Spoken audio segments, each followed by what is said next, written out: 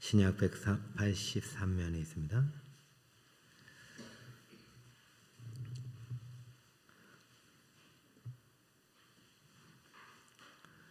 한 목소리로 합독하도록 합니다. 시작.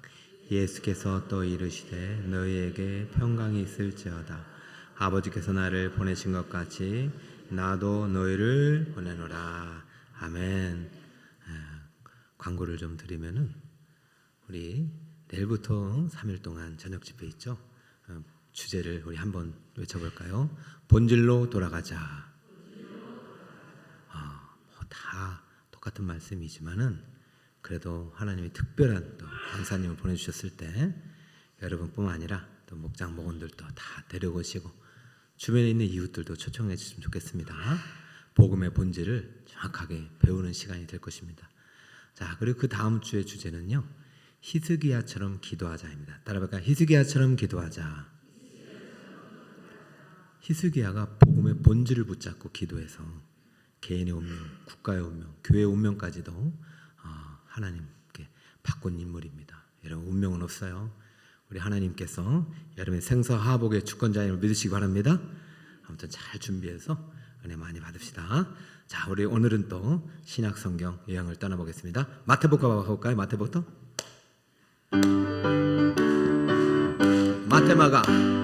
마태마가, 누가, 요한, 사도행전로 와서 고린도, 전후서, 갈라디아, 에베소, 빌립보, 골로새, 데살로니가, 디모데후서, 디도, 빌레몬, 히브리, 야고보, 베드로, 전후, 1, 2, 3, 4, 유다. 한 번 더 갑시다. 마태, 마가, 누가, 요한, 사도행전, 로마, 고린도, 전후서, 갈라디아, 에베소, 빌립보, 골로새, 데살로니, 전서, 디모데후서, 디도, 빌레몬, 히브리, 야고보, 베드로, 전후, 요한, 1, 2, 3, 4, 유다, 계시라. 박수. 성경 여행 오신 여러분 환영합니다. 우리는 고향 땅을 떠나야 될 인생들이에요. 그죠? 이 땅에 영원한 고향은 없다. 언젠가 본향을 향해 가는 순례자입니다. 순례자와 여행자는 다르죠. 순례자는 항상 감사하고 예배하는 사람입니다. 근데 순례자의 필수 여행 코스가 있으니 바로 성경 여행입니다. 그래서 우리가 성경 여행을 했는데 구약도 12정거장이 있어요. 그죠? 신약도 정거장이 몇 개일까요? 근데 400년 동안 우리가 준비한 것은 누구 오실 것을 준비했냐면 바로 예수님. 여러분, 오늘 예수님 만나셨죠? 구약은 그렇게 만나요. 그림자로 희미하게. 멜기세덱이 예수님인지 하나님의 아들인지 하나님 아들 같았지요, 하나님의 아들로서 만난 건 아니에요. 그냥 제사장으로 만났죠. 그러니까 우리는 그렇게 만나자는 거예요. 얼굴과 얼굴을 보듯이 우리 안에 계신 예수님을 만나기 때문에 이거는 구약과 신약의 여행은 차원이 달라요. 그러니까 우리 지금부터 여행을 가는데 구약도 정거장이 음향을 조금 줄여야 될 것 같은, 이게 음이 울리는데요. 좀 잡아주세요. 12개입니다. 그런데 마태, 마가, 누가, 요한 4권이잖아요. 그죠? 이것은 다 주제별로 되어 있고 순서가 다 엉켜 있기 때문에 우리 이것을 5가지 순서로 읽는 것입니다. 따라해볼까요? 목소 시대, 그 다음에 무슨 시대, 그리고 또 한 가지, 그리고 총 몇 개의 시대였죠? 5개의 시대가 되는 것입니다. 그러니까 마태, 마가, 누가, 요한이 12정거장 중에서 몇 개나 차지하냐? 5개니까 거의 절반 가까이를 차지하니까 상당히 중요하죠. 자, 오늘은 이제 목수 시대와 주장 시대인데 당연히 아는 이야기지만은 예수님은 30세 공생애를 시작하기 전에는 아버지 밑에서 직업이 뭐였냐면 목수였어요. 목수를 태어나서부터는 하진 않았겠죠. 그러나 목수의 집안에서 30년을 사는 거예요.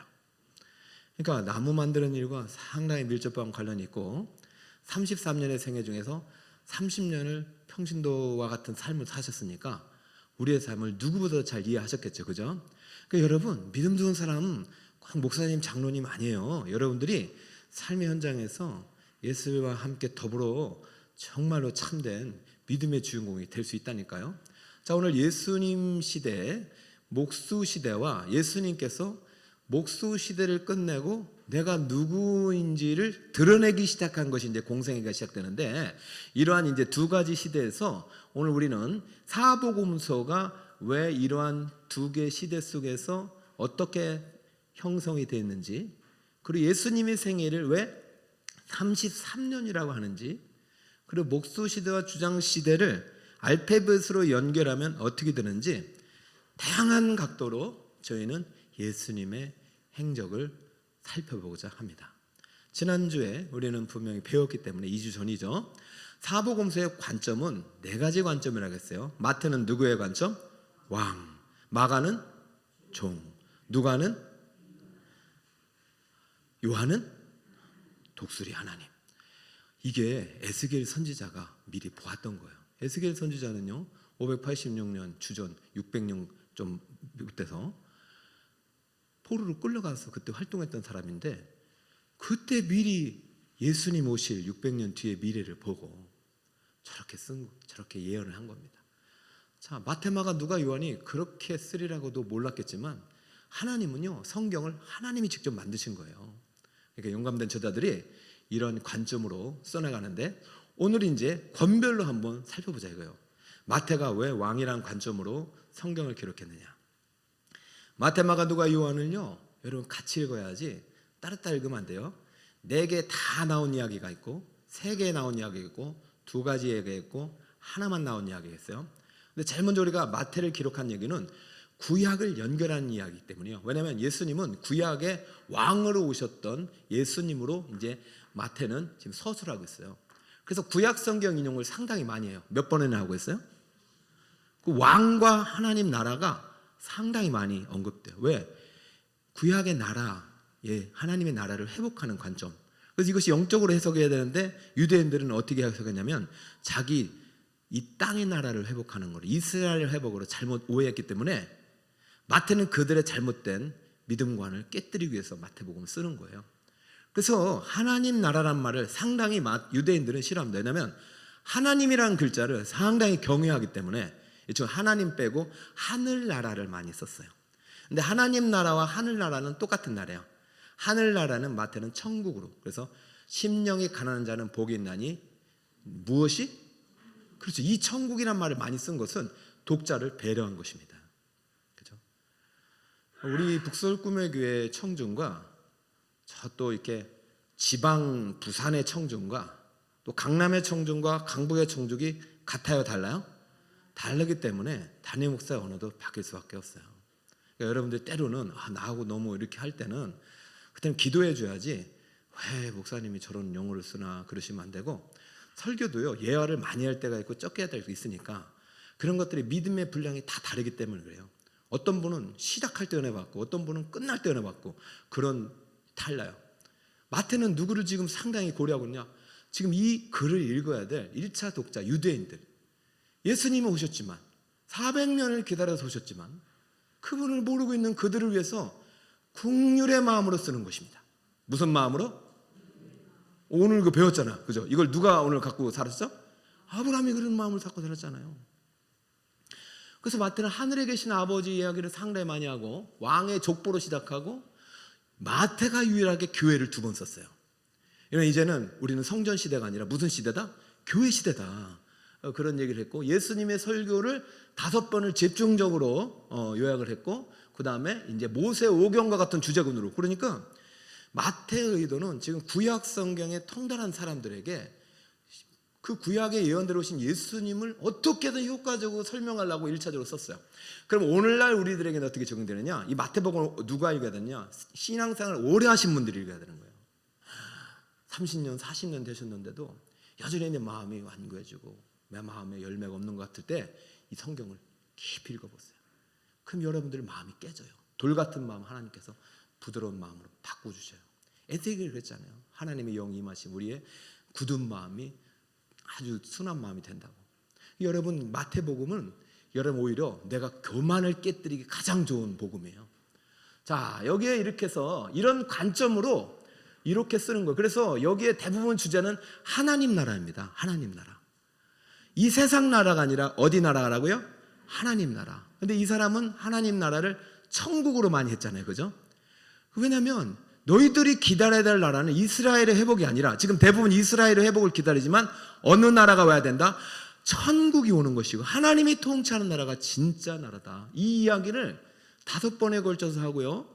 말씀을 마치신다는 얘기가 이렇게 또 몇 번이 하나, 둘, 셋 이런 말씀들을 또 많이 해요. 구약을 상당히 많이 이용했어요. 그리고 산상수훈, 제자의 삶, 천국비어, 천국백성, 갈람산 강화라고 예수님께서 5번 한 설교를 마태에는 가지고 와서 배치를 해가지고 이 설교를 중심으로 예수의 행적을 설명하고 있습니다. 그러니까 아주 탁월하게 정리했고 그 내용도 이렇게 나와 있고, 그래서 이 설교의 중심들이 산상수훈은요 창세기와 좀 연결이 될 수 있고, 제자의 삶은 출애굽기, 천국 비유는 레위기, 천국 백성은 민수기, 강남산 강화는 신명기라고 해서 이렇게 모세오경과 연결하는 시도가 많이 있습니다. 5가지 강화를 자 그렇게도 보고 되고요. 마태복음에서 가장 중요하게 우리가 알아야 될 것은 산상수훈 10계명이 담긴 5에서 7장 말씀입니다. 요거를 우리가 꼭 마태가 특별하게 우리가 기록된 복음이고, 그리고 천국의 7가지 비유가 13장에 있고, 그리고 지상 대명령이 마태복음 28장에 있습니다. 근데 놀랍게도 우리 이 마태복음을 이미 다 설교 시간에 들었어요. 기억나시죠? 여러분 이미 다 드셨단 말이에요. 여러분 명절 잘 드시고 오셨어요? 물어볼까요? 작년 명절에 뭐 드셨어요? 기억 안 나지만 그 영양소가 다 안에 있잖아요. 재작년에도 드셨잖아요. 그죠? 우리 지금 여호수아, 마태, 요한, 그 다음에 다니엘, 지금 창세기를 하잖아요. 모든 성경 안에 예수님이 있어요. 생명이 있어요. 그러니까 마태가 이런 관점으로 누구를 지금 우리에게 선물하는 거예요? 예수님을 선물하고 있는 거예요. 똑같아요. 여러분 마태를 읽으면서 예수님을 만날 수 있기를 축복합니다. 자, 마가는 누구의 관점이다? 종의 관점. 이 마가는요 정말로 이 땅에 오셔서 고생한 이야기로 많이 있어요. 분량도 잘 작지만 마가복음이 제일 우리에게 좀 가치 있는 것은 사복음서 중에서 제일 먼저 기록했다고 그래요. 그래가지고 마태나 누가도 이거를 참고했다는 얘기도 있어요. 자, 마가복음의 저자는 누구일까요? 마가라고 그래요. 마가 요한. 그래서 이 마가가 사실은 예수님의 12제자는 아니지만 바나바의 생질, 조카예요. 조카. 그러니까 누나인지 누인지 마리아의 아들이에요. 이런 마가의 다락방 아시죠? 마가 바나바의 조카예요. 그래서 선교여행 들어갔다 중간에 포기하고 도망가가지고 바울이 열받아가지고 다시는 안 들어간다 이렇게 됐잖아요. 바울과의 관계는 나중에 회복됐지만, 그래서 이 마가를 바나바가 누구한테 좀 맡겼냐면 베드로에게 맡겨요. 베드로의 영적인 아들로 삼아요. 그래서 베드로는 복음서 안 남겼는데 대신 누가 복음서를 남겨요? 마가. 여러분의 목장, 목원 중에서 또 선생님이 가르치는 학생 중에서 마가 훌륭한 사도가 나올 수, 이런 성경 저자가 나올 수 있는 거예요. 자, 여기는 예수님의 탄생이나 성장 기록이 없어요. 지금 마가는요 예수님이 그렇게 열심히 일하시는지 인자가 와서 섬기는 모습에 집중을 있기 때문에 그래요. 최초에 기록된 복음서이고 가장 많은 일들이 있고 곧 즉시란, 예수님은 순종의 대왕이에요. 순종의 대왕이에요. 노가 없어. 말씀하시면 예요. 즉시 곧 일어나마 이렇게 돼요. 새벽 일찍부터 일어나가지고. 여러분도 순종의 성도가 되시길 바랍니다. 진짜 아브라함이 사실은 가나안에서 그 훈련하는 거잖아요. 순종을. 마가는요 이러한 종의 복음이에요. 그리고 고난주간 일주일이 성경 3분의 1을 차지해요. 왜? 종으로서 받은 고난. 그리고 복음으로 시작하고 복음으로 끝납니다. 그러니까 하나님의 아들의 복음으로 시작하잖아요. 이렇게 돼서. 그래서 이 마가는 보세요. 마태는 하나님 나라가 큰 틀이지만 마가는 종의 신분, 종의 사역, 종의 고통, 종의 승리. 그러니까 이러한 관점을 가지고 있기 때문에 여러분들이 마태, 마가, 누가, 요한을 똑같이 읽으면 안 되고, 내가 정말로 하나님 나라 일꾼으로 부름받았는데 마가복음을 읽으면서 내가 예수님처럼 이렇게 살아야겠다, 이런 마음으로 읽어야 되는 것이에요. 내용들은 이렇게 네 가지 능력 있는 종이세요. 종의 네 가지 신분이 이제 하나님의 아들이고 이런 것들이 있고, 자, 이런 것들은 그냥 이 내용들을 저희가 여러분 이해하기 쉽게 글을 남기는 것이고, 십자가 고통과 부활 승리, 그러니까 이 절반이 뭐예요? 십자가 고통과 그 다음에 무슨 승리? 부활 승리. 상당히 십자가 부활에 초점을 맞추고 마가복음을 했습니다. 그렇기 때문에 마가복음의 핵심 구절은 뭐라고 할 수 있냐면 마가복음 10장 45절입니다. 다 함께 한번 읽어볼까요? 시작.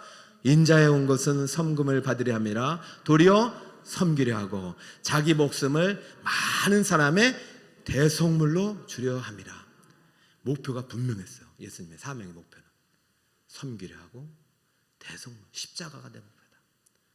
마가가 이걸 깨닫고, 근데 마가는 중간에 그만뒀잖아요. 포기하고 막 갔는데 나중에는 이걸 깨닫는 거죠. 끝까지 이제 사명을 완수하고요, 예수님을 행적을 전하는 저자가 되기까지 합니다. 예수님 하루 일과를 보면은요, 오전에 해당에서 가르치시고 귀신 쫓아내고 말씀과 권능으로 곧 뭐 이렇게 전파하신 다음에 점심에는 장모의 집에 갔다가도 거기서도 열병을 고치고 계속해서 환자를 돌보시고, 늦은 오후에는 각종 병든 자를 고치시고 치유하시고, 그러고 나서 늦게까지 일하신 다음에 새벽 오히려 미명에 한적한 곳에 가서 하나님과 영적인 교제를 하고 또 다른 마을로 가셨어요. 여러분, 우리 주님 앞에 설 때까지 우리의 인생은 이렇게 어쩌면 안식 없는 인생일 수 있어요. 그러나 예수님 안에서, 예수님과 함께 할 때는 예수님 안에서 참된 안식을 누릴 수 있는 줄 믿습니다. 자, 왜 이렇게 할 수 있느냐? 중요한 것이 우선이었기 때문에 급한 거 다 안 했어요. 우리 하루 동안 24시간 할 수 있는 거 한계가 있어요. 예수님은 꼭 해야 할 정말 전도, 말씀, 하나님 나라, 그리고 제자 훈련, 뭐 이런 가장 핵심 사역을 가장 전말에 배치하고 남은 시간들은 이렇게 효율적으로 사용하셨단 말이죠. 마가복음을 보니까 예수님이 이러한 우선순위가 보이는구나. 그래서 여러분들이 주님의 일을 감당할 때도 그렇게 했으면 좋겠고요. 제가 이제 이것을 하면서 마가는 예수님의 일주일의 고난주간의 형적을 가장 잘 설명했기 때문에 여러분 집에 가면 이게 있을 거예요. 여러분 월요일부터 주일날 종료주일날 입성해가지고 월화수목금 십자가에 돌아가실 때까지, 그죠? 없어요? 걱정 마세요. 제 방에 잔뜩 있으니까. 여러분, 우리 교회는 이러한 상당히 많은 좋은 어떤 은혜의 수단들이 많은 하나님 주셨어요. 그러니까 계속 또 반복하고 또 하면 되죠. 언젠가 또 한 번 할 테니까 그렇게 하면 되고. 하여튼 우리 이미 이렇게 많은 은혜의 시간들을 가졌다는 거 좀 알았으면 좋겠습니다. 마태는 왕, 마가는 종, 누가는 누구의 관점?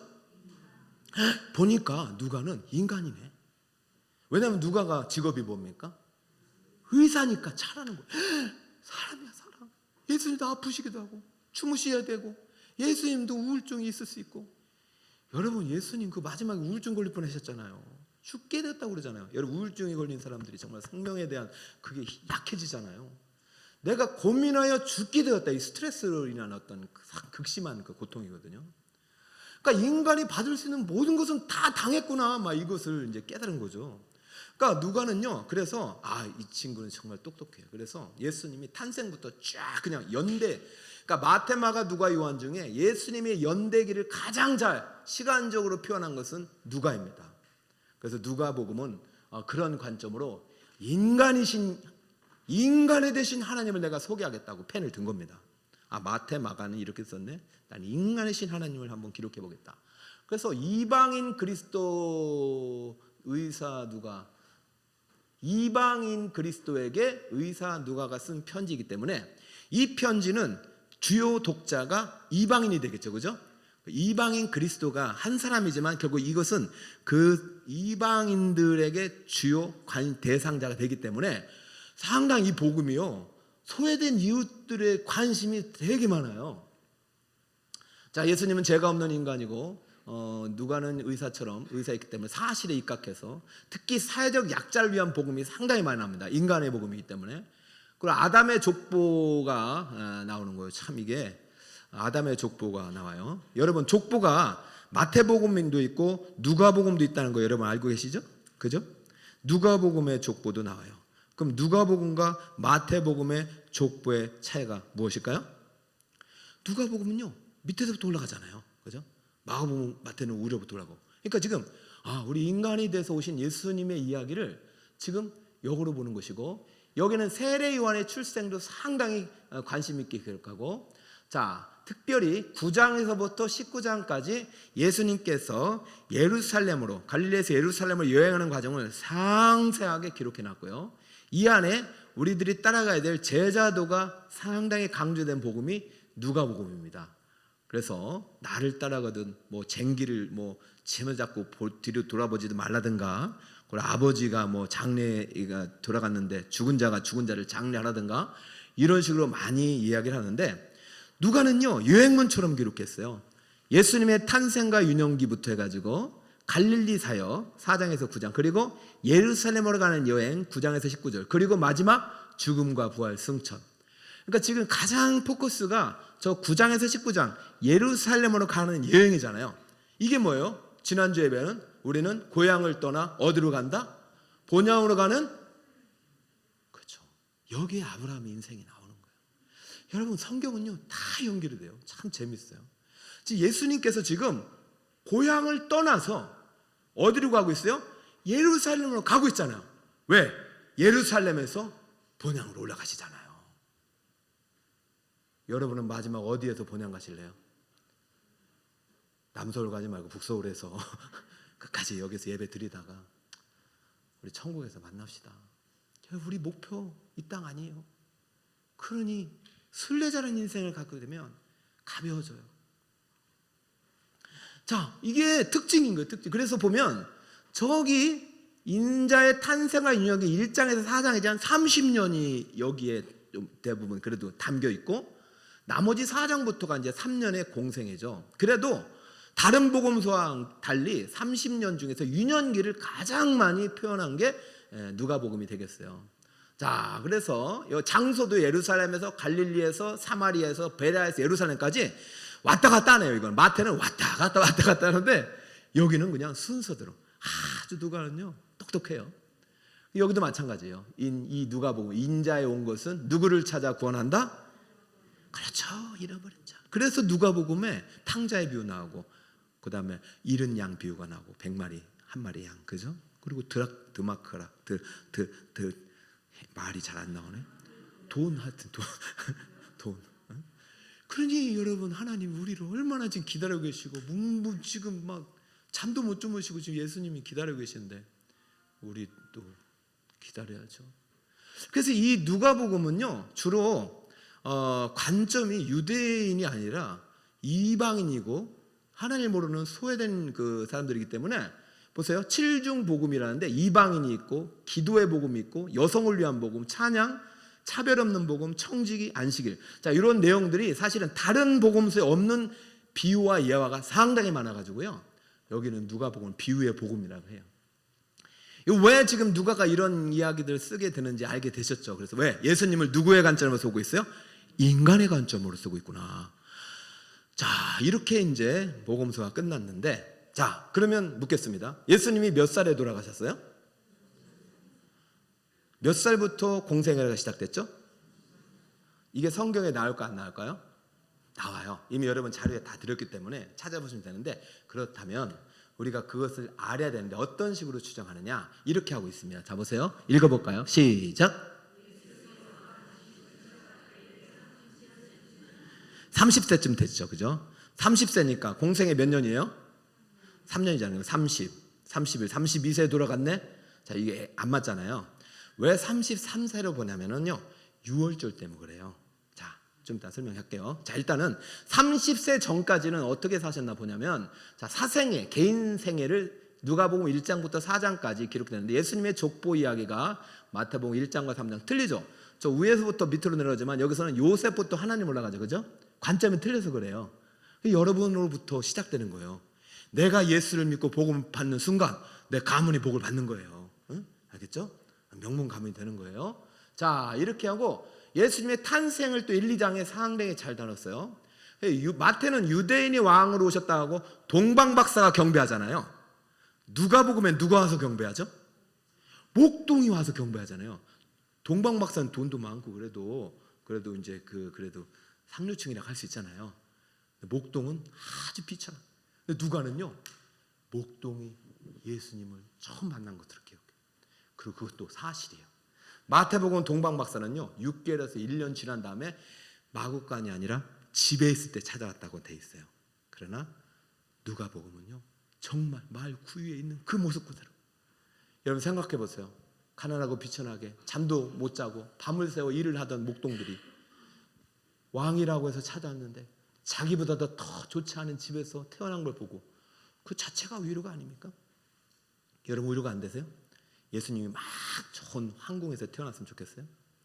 저는 교회 처음 왔을 때 제일 큰 위로가 그래요. 우리 집은요, 그 대주 우리간 옆에 문도 다 떨어진 집이었어요. 그 저는 그게 가난이 참 불편하진 않았어요 그때는. 근데 어느 순간 지나보면서 내가 원하는 걸 못 사는 것을 깨달았어요.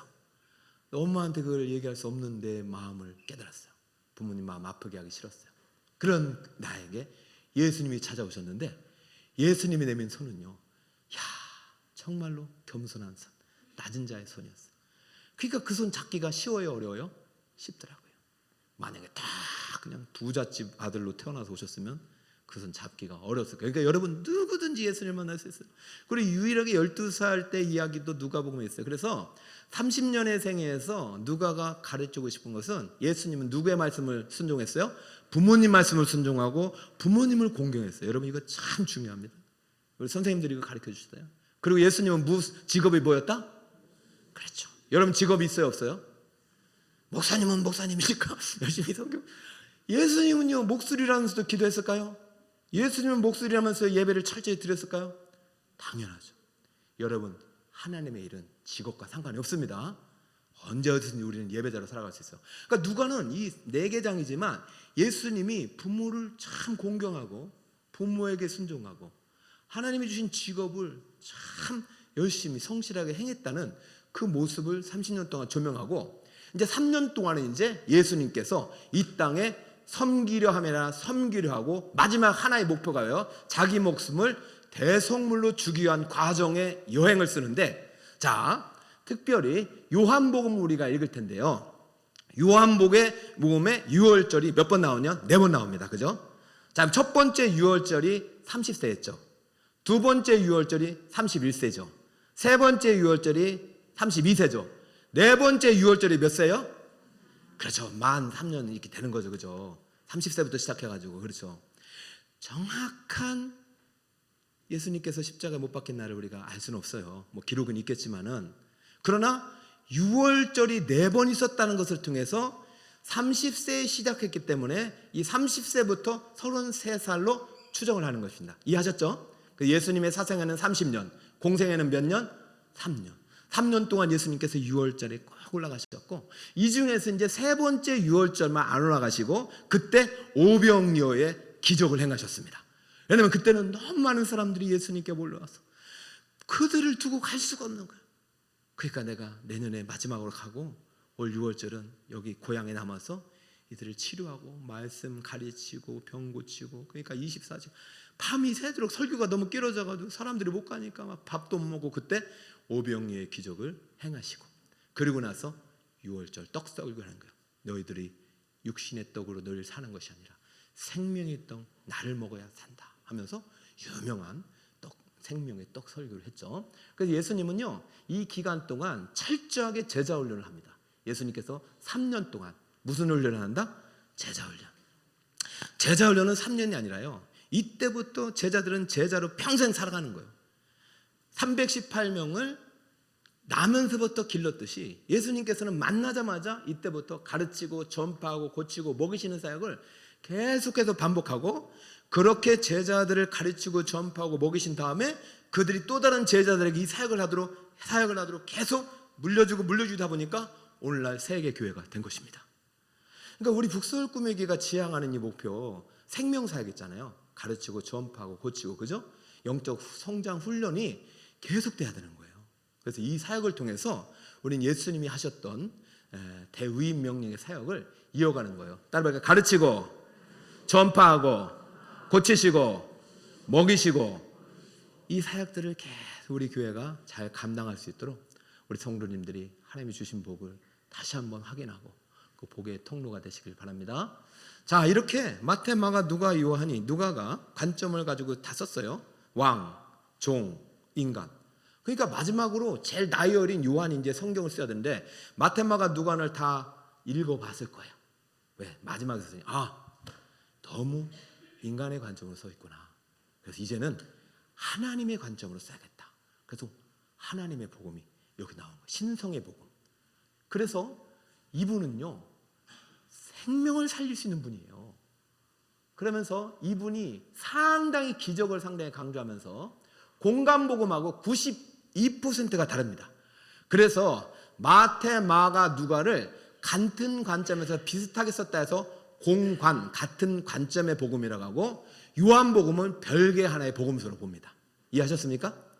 공간복음이 왜 그런지 아시겠죠? 왜냐하면 요한복음은 마태, 마가, 누가와 92%가 달라요. 왜냐하면 하나님 신성의 관점으로, 새로운 창조로, 하나님을 아버지로, 이 하나님을 믿게 하기 위해서 완전한 수 7을 가지고, 특별히 예수님의 마태는 산상수훈이 아주 하이라이트라면 여기는요, 다락방 강화, 마지막 죽기 직전에 하신 그 설교가 상당히 하이라이트입니다. 15, 16, 17, 18 대제사장의 기도까지. 여러분, 그렇기 때문에 요한복음을 읽기는 쉽지 않아도 믿음이 성장하면서 요한복음은 반드시 여러분들이 정독을 해야 할 복음서입니다.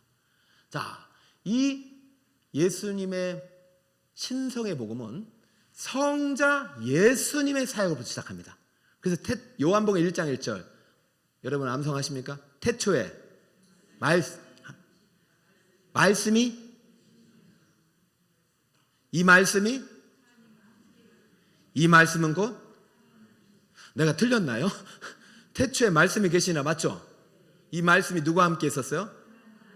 이 말씀은 곧? 그럼 이 말씀은 누구예요? 지금 예수님이라는 얘기를 하고 있잖아요. 창조에 말씀으로 세상을 지을 때 그 말씀의 로고스가 누구다? 그분이 인간의 옷을 입고 온 거예요. 사도에 이걸 깨달아 버린 거예요. 기적을 하나님 그러시죠. 내가 이제 하나님 만난 거죠. 이 하나님을 만난 똑같은 사람이 마태잖아요. 마태가 처음에는 마태 와보라 해서 갔다가 안드레 전도받고 갔다가 잘 모르겠다 하고 갔어요. 그러고 이제 열심히 저기 땅 일을 하다가 고기 잡아하는 거 또 찾아왔잖아요. 그게, 그죠? 그러니까 지금 누가는 한 번 더 기록하고 있어요. 누가복음 5장에. 그때 이제 고기 잡으러 갔다가 거기서 깨달은 거지. 야, 이분이 이거 하나님이구나, 이거. 요한은 엄청난 깨달음 속에서 쓰고 있는 겁니다. 그래서 7가지가 상당히 많아요. 7가지가. 첫 번째 7가지 모수, 태초부터 계신 하나, 이렇게 해서 그 7가지 표적, 물로 포도주 만들고 왕의 신하를 고치고 38년 된 병자를 고치고 오병이어로 5,000명을 먹이고 무리를 걸어가시고 날 때부터 소경된 자를 고치시고 죽은 자를 살려내실 수 있는 분은 하나님 외에 불가능한 것입니다. 그러니까 요한은요, 딱 7개의 표적을 가지고 예수님을 확 보여주고 있어요. 여러분, 믿으려면 이런 분을 믿어야죠. 그러니까 요한은 상당히 완벽하게 예수님을 소개하고 있는데요. 다 7가지 말씀이 상당히 주를 이루고 7가지 주요 사건을 또 기록하고 있고, 베드로에게 하신 7가지 말씀을 아주 논리정연하게 하고 있어요. 그래서 여러분, 예수님에 대해서 여러 가지 증거하는 사람, 세례요한도 증거했고 예수님의 사역을 통해서 성부가 증거하고 성령이 증거하고 모세가 증거하고 성경이 증거하고 제자들이 증거하고 있다고 요한복음 5장과 15장에 기록하고 있고, 예수님이 나는 누구다라는 얘기를 또 7번 얘기해요. 자, 따라해볼까요? 나는 생명의 떡이다. 또 두 번째, 나는 세상의 빛이다. 세 번부터는 여러분 같이 읽을까요? 나는 시작. 나는 양의 문이다. 나는 선한 목자다. 나는 부활이요 생명이다. 나는 길이요 진리요 생명이다. 나는 참. 오늘 정거장이 2개잖아요. 첫 번째 목수시대고, 목수시대는 30년이잖아요. 그러고 나서 이제 주장시대로 가면서 마태, 마가, 누가, 요한이 예수님이 누구신지, 예수님이 자신을 무엇으로 표현했는지 왕과 종과 인간과 신성의 관점에서 탁월하게 네 복음서를 기록하였으니, 여러분들께서 명절날 잡채도 드시고 떡도 드셨겠지만 오늘 가을에는 사복음서만큼이라도 정독하신 여러분 되시기 바랍니다. 마태, 마가, 누가, 요한을 5가지 시대로 이렇게 나눕니다. 목수시대, 주장시대, 그리고 선택시대, 교육시대, 십자가시대로 나눌 수가 있는 것입니다. 그래서 이 것을 지도로도 표현할 수 있는데, 이 책의 특징이 있어요. 이 책을 사실은 쉬운 분도 계시고 어려운 분도 계신데, 사실 이 책은 지금 참조하면서 이 책의 뼈대를 이용하고 하겠지만, 여러분들이 성경이 주 교재라는 사실을 절대 잊으면 안 됩니다. 성경이 교재예요. 이것은 보조 교재고. 그래서 이 책은요, 이러한 5가지 시대뿐만 아니라 12가지 시대를 A부터 Z까지 알파벳으로도 이렇게 연결해서 어떻게든 예수님을 우리에게 소개해 주려고 상당히 노력했어요. 저는 이 저자 테리 울이라는 분을 얼굴은 못 봤지만 아주 너무 고마워요. 야, 이렇게 노력을 했네. 그래서 저도 우리 열심히 노력해가지고 여러분도 가르쳐 주려고 하고 있어요. 그래서 이 중에서 A, B, C는 목수 시대고요. 그리고 D부터 J까지는 주장 시대의 시간 순서대로 설명을 해주고 있어요. 그래서 여러분 보면은 A 따라해볼까요? 엔젤, 천사들이 나타나가지고 예수님의 탄생 소식을 알리는 이야기가 누가복음의 목수 시대에 나온 거예요. 그다음 B는 벌스입니다. 벌스, 예고대로 누가 태어났어요? 예수님이 탄생한 이야기가 지금 사복음서에 나오고 있고요. 지금 A, B, C, D부터 쫙 해서 사복음서를 연결하고 있어요. 자, C는 카펜터입니다. 카펜터. 예수님은요, 아버지 밑에서 목수의 일을 하셨다는 얘기를 A, B, C까지. 그래서 이 이야기가, 그래서 부모와 함께 살았다까지 이야기가 이제 예수님의 목수 시대의 주 이야기고, 이것을 여러분 186페이지 가면 되고, 굳이 이 성경을 안 읽어도 되고, 지금 신앙생활 이제 시작한 분들은 저걸 읽으면서 예수님이 요셉과 마리아 호적하러 가고 마구간에서 태어나시고 목자들이 와서 함께 경배하고, 이게 바로 예수님이 초창기 시대에 하신 이야기들이구나 깨닫게 됩니다. 그래서 누가 질문해가지고 제 말하는데, 6번에 보면 예수님이 2살 정도 됐을 때 동방박사들이 찾아와 경배했다는 얘기 같잖아요. 오해하지 마세요. 알 수 없어요. 다만 마구간에서 찾아온 사람은 동방박사가 아니라는 사실은 분명합니다. 성경을 찾아보세요. 제일 먼저 만나신 분이 목동. 그리고 나서 별이 출현했을 때 저 동방에서부터 한 1000km 걸어서 온 사람들이 동방박사인데, 언제 출발했는지 모르기 때문에 6개월에서 최소 2년으로 봤기 때문에 헤롯이요 2년 밑으로 다 죽이라고 한 거예요. 그래서 이 책은 2년 정도로 이제 보고 있는데, 이건 너무 무리한 해석입니다. 이 저자가 넉넉하게 했다. 그래서 순서만 아십시오. 제일 먼저 예수님이 태어났을 때 부모 외에 처음으로 만난 사람은 바로 목동입니다. 비천한. 여러분, 그러니까 예수님 만나는데 꼭 돈이 있어야 되고 우리 집 좋아야 되고 그러지 마세요. 제가 담임 목사 돼서 아직 신방 가지 못한 분들이 있는데 꼭 부모 권사님 그래, 우리 집 볼 게 없어요. 여러분 집 보러 가는 게 아니라, 그럼 예수님이 마구간에 오신 이유가 뭐예요?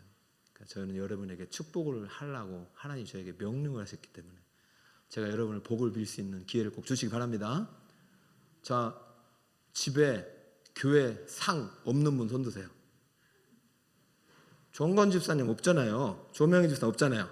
나중에 초대하세요. 알겠죠? 저 두 분들은 새 가족인데 이렇게 와가지고 영적 성장도 하고 저것까지 하시네. 자, 여기 저기 보죠. 천묘하도. 여기 오신 분들, 옆에 분들 박수 한번 주세요. 아이고, 야, 감사합니다. 야, 우리 교회 미래가 밝아요. 아무튼 새 가족들은 이걸 잘 읽으시고, 우리 먼저 된 분들은, 가족들은 성경을 읽으시면 됩니다. 그럼 이제 D는 또 뭐냐면 도부예요. 따라봐, 도부. 예수님 도부는 뭡니까? 예수님께서 비둘기가 성령처럼 내려온 세례의 장면을 이렇게 만든 것이고, E는 애니미. 세례받고 나서 누가 시험을 했어요? 마귀가 40일 동안 시험을 한 얘기. 그러고 나서 팔로는 그 다음에 제자들을 삼았잖아요. 마태, 누가 뭐 이렇게 제자들을 만들고, 게스트 손님은 누구 이야기 같아요? 요한복음 상장에 저거는 무슨 이야기냐면, 요한복음 2장에 보면 무슨 얘기가 나냐면 가나의 혼인잔치. 이게 지금 순서대로 지금 한 겁니다. 그러니까 여러분, 그리고 H는 그리고 나서 성전에 가가지고 성전을 막 정화시킨 사건이 하우스 클리닝. 그때 누가 찾아오냐면 니고데모가 찾아옵니다. 나 구원받으려면 어떻게 해야 되는지 궁금해가지고. 그랬더니 너는 지금 몇십 년을 하나님을 믿고 구약 성경에 통당한 랍비가 그것도 모르냐고 엄청 혼나고, 그때 말씀하신 복음이 요한복음 3장 16절이잖아요. 아이고야. 그리고 제 야곱의 우물은 누구 이야기예요? 사마리 여인이잖아요. 이혼 몇 번 했어요? 이야, 남편이 몇 번이에요? 예수님은 차별 없이 다 만난 얘기예요. 그래서 지금 A, B, C, D, E, F까지 J까지 이제 목수시대, 주장시대가 되는 것이고, 우리가 190페이지 보면 그 이야기들이 그 시대 속에서 있던 이야기들이 나옵니다. 자, 사복음서 개관을 했어요. 따라 볼까요? 숲을 보고 나무를 보자. 왕, 종, 그리고 신성. 그렇죠? 달라요. 그러나 이 네 복음서가 누구를 보여주고 있는 거예요? 예수님이 누구인지.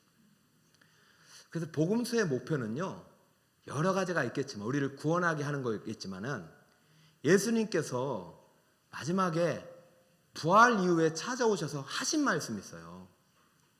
여러분 지금 예수님 옆에 저게 누군지 모르겠지만 저는 오른쪽에 여러분의 이름이 들어가길 축복합니다. 여러분 이 책에 189페이지에 이런 내용이 있더라고요. 이제 마치려고 해요. 자, 우리가 예수님을 구세주로 영접했는데도 우리를 하나님의 영광 가운데 천국에서 살게 하지 않고 이 땅 가운데 나그네 순례자의 길을 걷게 하시는 까닭이 무엇인가? 여러분 한번 질문해 보셨죠? 우리가 예수님을 만날 준비가 덜 되었을 수도 있어요. 그죠? 더 영광스러운 천국을 주고 싶은 하나님의 마음이 있겠죠. 충성하기를 원하시겠죠. 그러나 또 한 가지는 12사도의 경우와 마찬가지로 주께서 우리를 주님의 무엇으로? 그렇죠. 전 여러분이 주님의 일꾼으로 부름받았다고 믿습니다. 어디에 보내신다? 우리는요, 세상에 가서 세상에 잃어버린 자들을 구원하러 보내신 하나님의 일꾼이에요. 교회의 일꾼은 바로 세상으로 보낸 거예요. 요한복음 20장 21절 아까 읽었는데, 이것이 예수님이 부활 이후에 처음으로 찾아와서 부활 이후에 처음으로 하신 말씀. 자, 승천 전에 하신 말씀도 중요한데요, 부활 이후에 처음으로 하신 말씀입니다.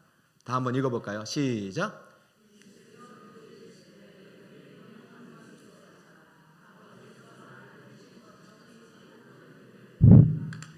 할렐루야. 예수께서 이르시되 너에게 무엇이 있으리라? 예수님이 모든 구원을 완성하시고 하늘나라의 평강을 가지고 오셨어요. 이 평강을 히브리어로 두 글자로 샬롬은 축복이에요. 그래서 샬롬이 축복인 거예요. 지금 이 순간부터 뭐라고? 네 축복을 너 받았으니까, 너 이제 복을 받았으니까, 이 구원을 받은 이 복을 세상에 전하라고 난 너희를 보내노라. 여러분 이렇게 이 복을 세상에 전하라고 하나님의 부름받은 일꾼과 전도자임을 믿습니다. 그러니까 샬롬은 전도고요, 샬롬은 부흥이에요. 샬롬을 통해서 생명을 살리는 거예요. 아무튼 우리 가을 행복 대축제가 생명 되신 예수 그리스도의 십자가 부활을 통해서 우리에게 주신 영원한 천국과 생명을 우리의 삶을 통해서, 정의와 긍휼과 믿음의 삶을 통해서 이 땅 가운데 증거하는 아름다운 행복잔치가 되기를 예수님으로 축복합니다. 자, 손 들읍시다. 저와 함께 한번 샬롬 합니다. 샬롬. 자, 옆에 분의 복음의 증인이 됩시다. 할렐루야.